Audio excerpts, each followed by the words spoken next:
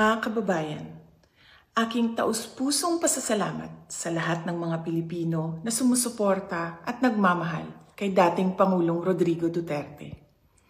Sa mga kababayan natin sa Pilipinas, the Netherlands at iba't ibang panig ng mundo, napakalaking bagay para kay Pangulong Duterte ang pagtitipon ninyo para sa kanyang pag-uwi at kaarawan.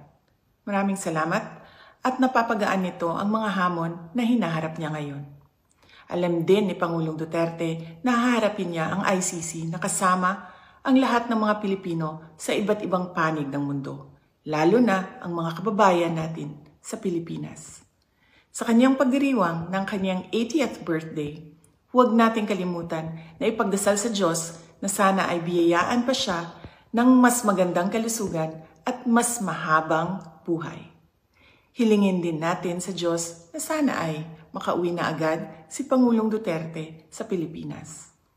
Ang ating mga pagtitipon ay nagpapatunay ng lakas, tapang at paninindigan ng mga Pilipino. Sana ay magpatuloy din ang inyong suporta at pagmamahal sa ating dating Pangulo hanggang sa darating na halalan ng ating mga senador. Sa inyong kaisog, suporta o pag-ampo, kami nagasandig o naghinaot nga atong makabot ang hustisya alang kang Rodrigo Duterte sa mga Pilipino ug sa atong nasod Pilipinas. Syukran.